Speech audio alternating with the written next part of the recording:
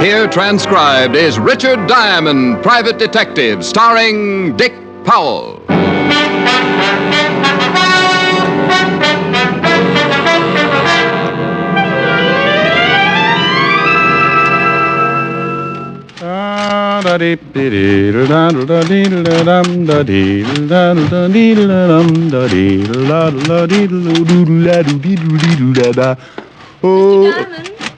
Back here behind the socks. Care for the clothesline? I thought you were a detective. Oh, it's been a rumor for some time. Do you always do laundry in the office? Only on Fridays, honey. Have a seat, Miss... Caspary. Well, I'll be right with you, Miss Caspary, as soon as I ring out these, as soon as I ring them out. Go right ahead. There. Mm-hmm. All right, Miss Caspary, what can I do for you? It's Mrs. Well, now, what's it all about? My husband's going to kill me. Just frisky, or has he got a reason? I found out he's been stealing from his partner, and when I faced him with it, he threatened me. Has he done anything more than threaten? Last night he went out and said he'd be gone for most of the evening. I went to bed, and about an hour later, I thought I heard somebody start upstairs. I got frightened and put pillows in my bed to make it look like I was sleeping. Was it your husband? I hid in my dressing room and watched, and then the door opened. It was too dark to tell, but I'm sure it was Phil. He came in and had a knife, and he jabbed the pillow several times before he realized it wasn't a real body. Couldn't he see? What do you mean? Well, there's some things a guy remembers. Even if you slept in a diving suit, you'd have a hard time hiding them. I like lots of covers. Yeah. Now, you said Phil. Is your husband Phil Caspary, the gambler? Yes, he and Max Bruno are in business together. Yeah, I know. The Rooftop Club. An iron claw with a cover charge. This morning, Phil said he was going away on a business trip, but I don't believe him. I'm afraid he's going to try killing me again. I want you to come around about 8 and protect me. Here's $100. That should cover it. Well, thanks. We might be up late. Maybe I should bring a good book. You'll strain your eyes. I like dark rooms.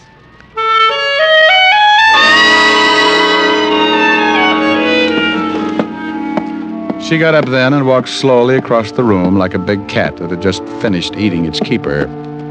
She stopped at the door and smiled a promise. I thought how Samson must have looked with a crew cut.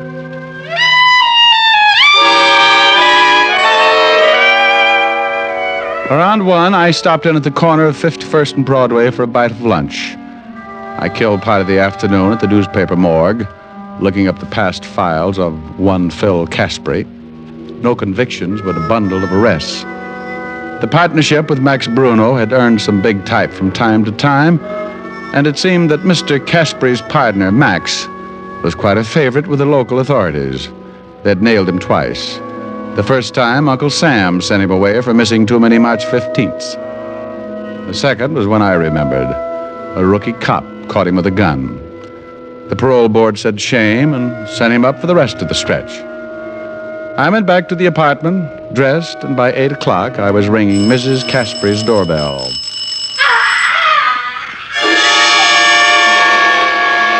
The skin of my back crawled up and sat on my head. Whoever was dying was doing it the hard way. The door was locked, so I gave it the benefit of one of my shoulders. It was one of those heavy panel jobs with a will of its own, but finally the hinges got tired and gave up. I stumbled into the living room and came up with my .38. The screams had stopped, and I knew the only reason she had given up yelling was because she'd given up living. She was sprawled on the bed, but she didn't look anything like she had that afternoon. The killer had made sure of that. He'd used a knife. And now she just didn't look like anything. I took a quick look around, found no one, so headed for the phone on the nightstand to call homicide. He must have been standing behind the door. When I turned, he gave it to me. Oh! He used something heavy enough to split a block of cement. It caught me across the nose, and I went down like an express elevator. While I was thinking the floor looked silly trying to be a funnel, he nailed me again. Oh, and this time he pushed back the ceiling and let the night in.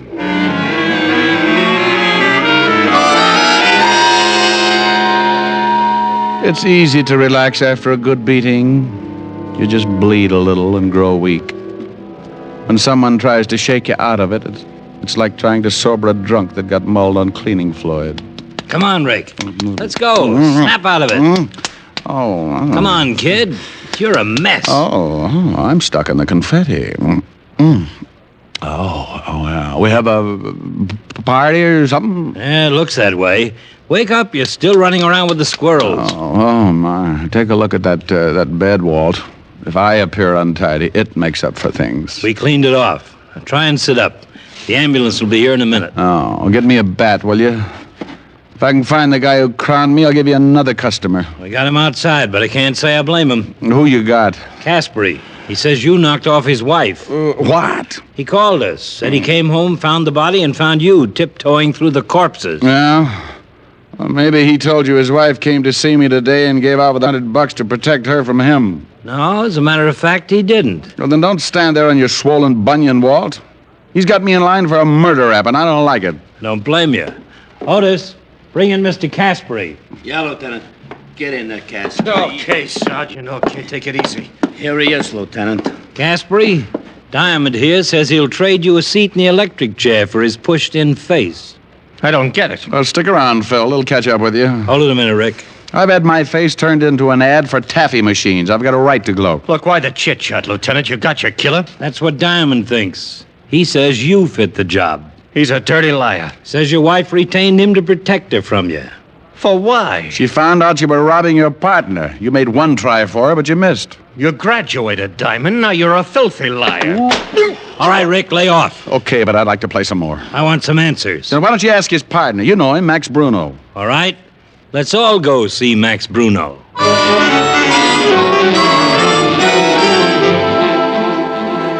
A prowl car on Park Avenue is as conspicuous as an outside shower at a girls' camp. A crowd of people watch Sergeant Otis herd us into the back seat. Even if you aren't guilty, you feel like you've got the Chrysler building tucked away under your coat. I waved goodbye to a good-looking blonde with a poodle, and we took off for Bruno's office. It was an old building on 6th Avenue, and a gonif named Tony Garcia with a big bulge under his arm met us at the door. What is this, a convention? Hello, Tony. Tell Bruno I want to see him. The whole party or just you, Lieutenant? I'm enough. Sure. What's the matter, Caspary? You look sick. You get tagged for speeding? You can tell, Max, it looks like he built the frame just the right size. I don't think you know what you're talking about. Oh, stop playing Alice in Wonderland. We want to see Bruno. I'll find out if he's in. We know how to turn a doorknob. Look out. Okay. Oh, what is this? They wouldn't wait for an introduction. Hello, Max. What do you want, Levinson? Couple of questions? You in some kind of trouble, Caspary? What do you think? What are you getting rough with me for? Oh, you dirty double-cross... Shut up. Well, what's eating you, Diamond? Well, that's a good one. Now, look. You look, Max. You keep your mouth shut, Caspary. Not when I'm being framed. I'm going to yell my head off. Framed. Don't know nothing about it, huh, Max? I don't know what you're talking about. What is this? You framed me with that killing. Killing? Don't come on with that bit. You know what I'm talking about. Take Caspary in the hall, Otis. Yes, sir. Come on, Caspary. I'll get you for this, Max. So help me. Come on, you. Will somebody tell me what's going on Rotten here? liar. I swear to you, if it's the last thing I do, I'll get... What's happened to him? Max, you don't know? How am I supposed to know? Guess? Somebody just killed his wife.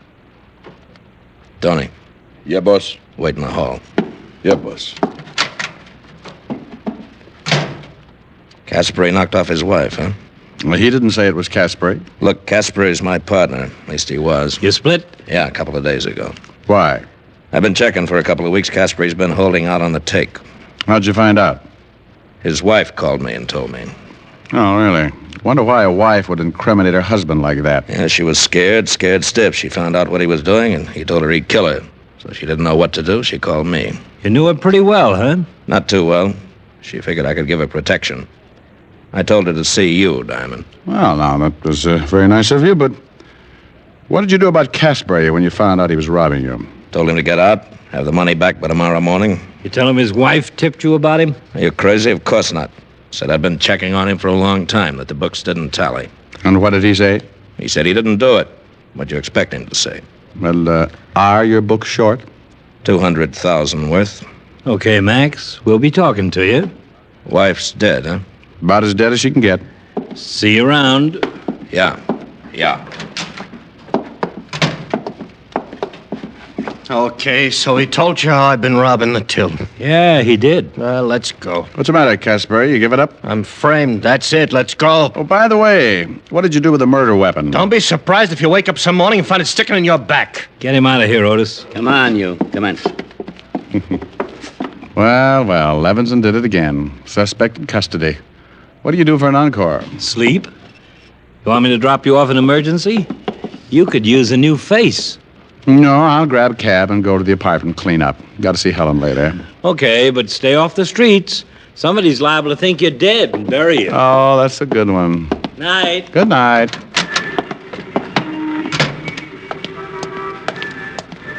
Hey, cabby. Yeah? Where to, Mac? Holy yike. What's the matter? Oh, don't scare me like that. I got a nervous stomach. Well, they could sell your face for 60 cents a pound. Okay, so good housekeeping shuns me. 553 East 51st and step on it. What are you rolling the window down for? I want to see if it's still bleeding out.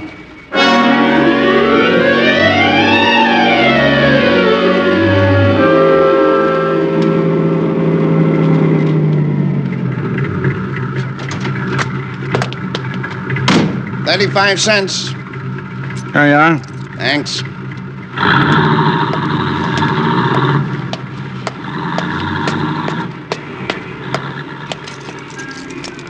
Let's take a ride instead. What? Don't move.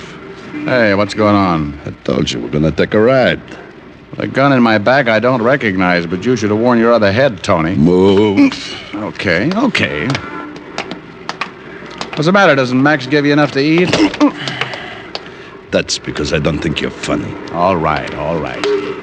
You're Tony Garcia and you make people bleed. Right, boy. Hold it. Now get in the car.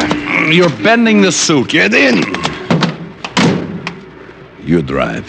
Okay, but I'm a better pedestrian. Where to? Washington Bridge.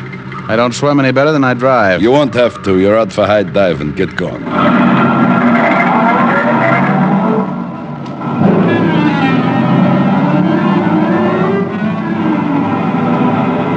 Come on, hurry it up. I thought we were going to a funeral.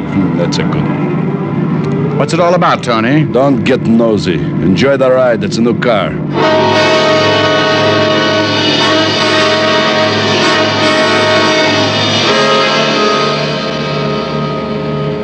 We rode like that. Tony sitting half-turned with a big .45 in his fist, pointing right at my stomach. I drove south across town, trying to figure it out. Max Bruno's killer getting ready for a job. Why? Why me? What did I know that could get Max Bruno in trouble? Turn here. I turned, and the Washington Bridge wasn't far away. I could see it, stretched out across the river like a long coffin lined with bright candles. I eased down on the accelerator, and by the time we reached the bridge, I was doing a good 60. Slow down. We were near the toll gate. I took my foot off the accelerator and then jammed down on the brakes as hard as I could.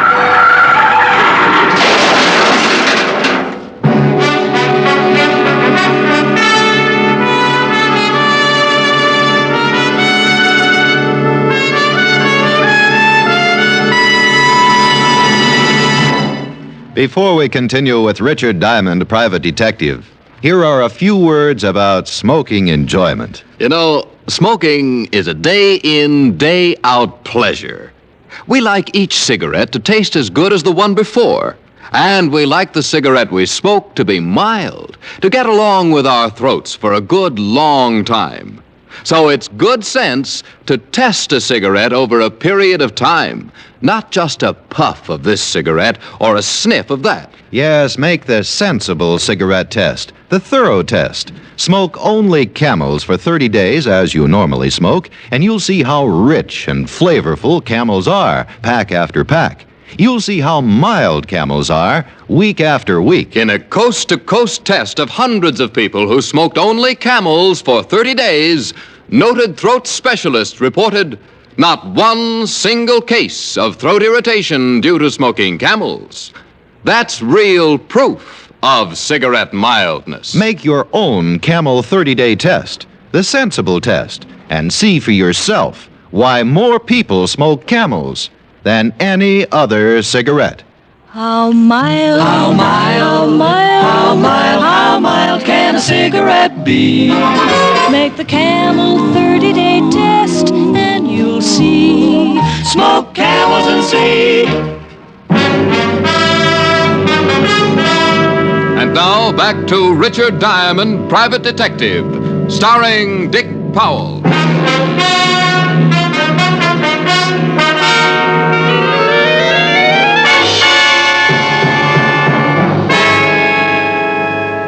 We had hit the bridge railing and stopped cold. The steering wheel had caught me in the stomach. I opened my mouth to make my lungs work. It was like sucking air through a bent straw. I didn't know how long I sat there before I finally made it, but a slow, dripping sound made me remember Tony and look over. He was halfway through the windshield, and the dripping wasn't a broken radiator. His life was running out all over the hood.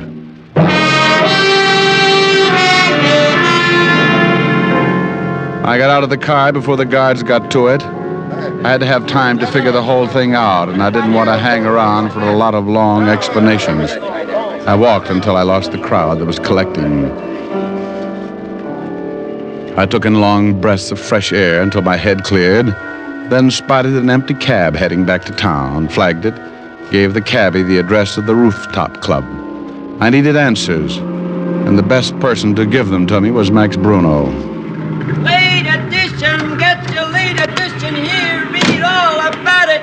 Read all about the Caspary murder. Woman found dead in her apartment. Husband held for murder. Hey, boy, paper. Yes, sir. Gee, what happened to your face? I shaved with a rake. Yeah? Gee, that's pretty funny. Holy. What's the matter? This picture. That's the dame was knocked off tonight. Caspary dame. Oh, so that's it. Huh? Here's $1, thanks. Wow. Take my advice, mister. See your analyst. You'll get rid of them bells.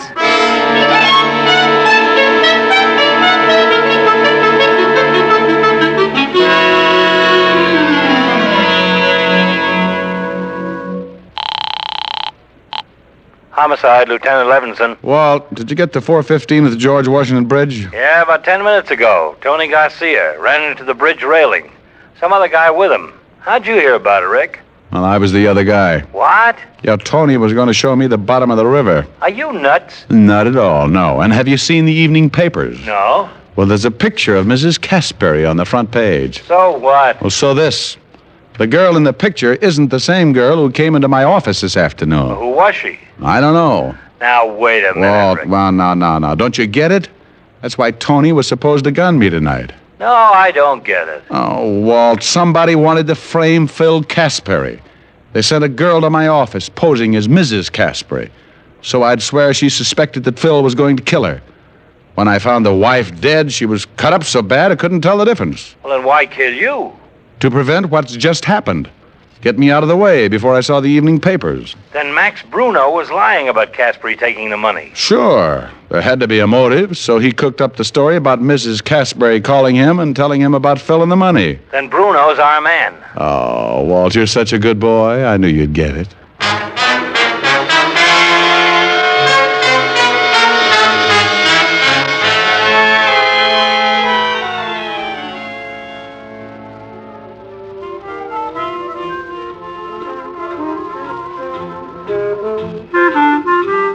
Check your hat, sir? Maybe I'd better throw it in the door first. Give me a pack of Camels. Yes, sir. Who's running the place for Mr. Bruno? Mr. Caspary, but he isn't in yet. Well, depends on what you're talking about. How's the floor show? It's all right if you got an imagination. You know, you better keep moving. You'll catch cold in that getup. Oh, well, don't let it fool you. The bustle's really a hot water bottle. I went in and sat at the bar. The dance floor was in the other room, but you could see it through the long glass windows. I was sitting there trying to figure my next move when the floor show started.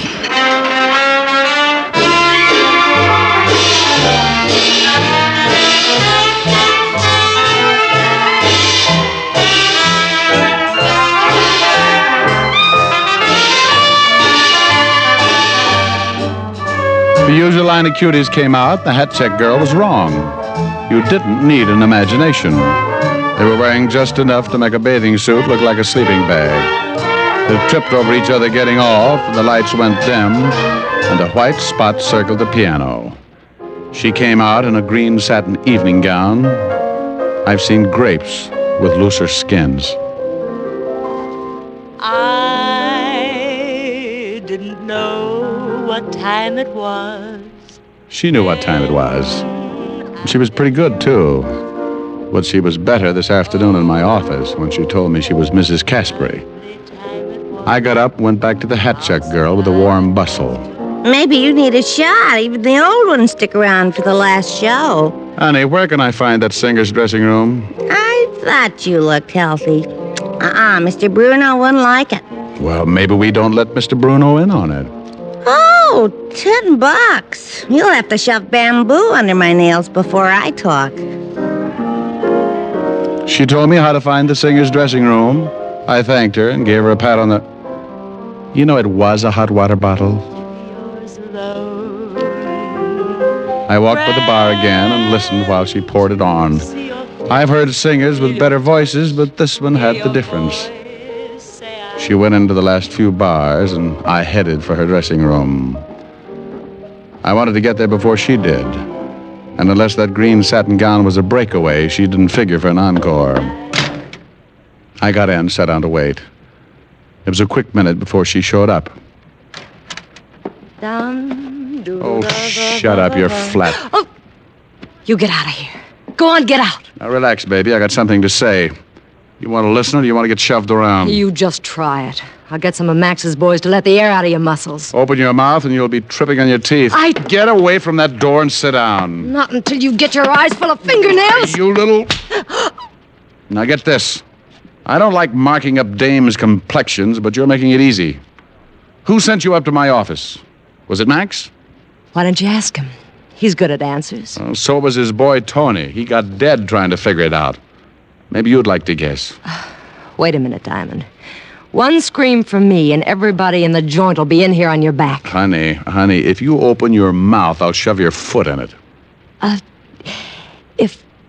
If I tell you, do I get squared with the law? You're an accessory before the fact. I can only give you a head start. Just give me long enough to find a healthy climate. Now, you're killing time. Come on. I want to know who built you up to fit Mrs. Caspary. Was it Max Bruno? All right. It was Max. Phil found out he was holding out in the gambling take. So he dissolves the partnership by killing Mrs. Caspary, making Phil the patsy. Neat, huh? Yeah, like a sack full of brains. Go on, answer it. Who is it? Open up, baby. It's me. Max, look out! Diamond's in here! Sorry, baby, but twice makes you a punching bag. I didn't want to hit her, but it was the only way to keep her tongue in. She dropped like a wet wash in an earthquake, and I jumped for the door. Max was halfway down the hall. He had a gun in his hand, and he used it. The slug tore up the wall by my ear, and before I could try my luck, he was around the corner. I thought about the hole his Luger had made, and I wondered why I was still chasing him. I turned the corner and found myself in the bandstand. Max turned fast and tried again. I was across the crowded dance floor when the panic busted loose. What's going on here? I shoved aside a drunk who thought it was the 4th of July and went to the bar like I needed the exercise. That man's got a gun! Your own Max was nearly to the front door when he turned around for another shot at me. He didn't see the little hat check girl standing behind me with her arms full of coats. He backed right into her, and they both went down together. Max stumbled up, tangled, in an assorted wardrobe. He squeezed first, but he was wearing too many coats, and he missed again. I didn't miss. Max doubled up like a tired ice bag and got himself a face full of carpet. He was pretty dead. The hat-check girl looked at me for a minute, then leaned over to Max. She said something that endeared her to me forever. Check your gun, Mr. Bruno.